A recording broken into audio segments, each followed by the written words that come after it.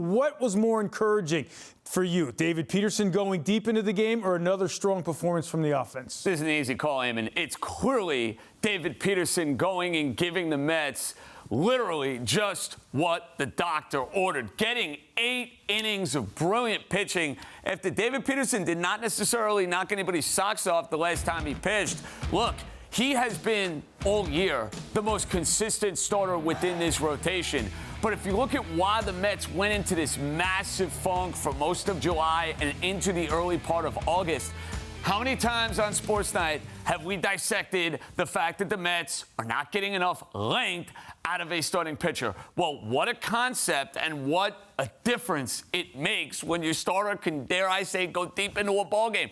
Peterson was brilliant, takes the pressure off the bullpen. Now the bullpen is ready to rock and roll. The next time you play the Washington Nationals, that's how you go and sustain winning baseball. Get length out of your starters. Your best pitcher did exactly that. Yeah, Peterson's been able to do that for most of the year. Now it's time for the rest of the starters to follow his lead. All right, Vientos and Beatty both went yard. Vientos for the second straight game.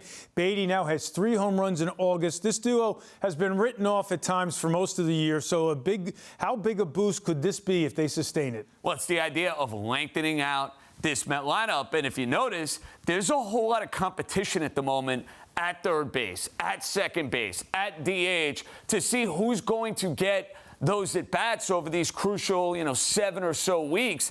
Mark Vientos obviously has the pedigree from what he did last year. And look, I know he's now homered in back-to-back games. It's super encouraging.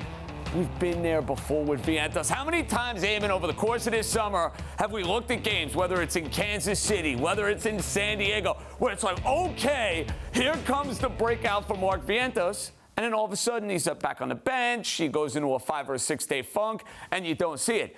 If I can get another week and a half or 2 weeks of big-time offensive production from him, I will gladly be singing a different tune, and I will be a much happier camper. Bottom line, though, these guys got to earn playing time.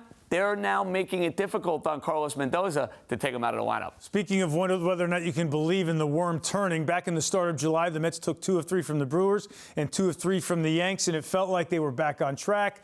They were not. What makes you feel this 3-game winning streak might have more legs to it? Look, ask me this question after they play the Atlanta Braves and the Philadelphia Phillies. That's why I'm asking it now. No, but if you want positive, I'll give you positive. You're getting more length out of the starting pitching. I think it's obvious and apparent the Mets are a different team, and they're a much better team when their starters actually find their way into the 7th or, dare I say, the 8th inning. I know what a concept in 2025, a starter actually pitching in the bottom of the 8th inning, but the lineup 1 through 9 is producing. And if they continue to hit with power and starters go deep into games, you'll win a whole lot of them.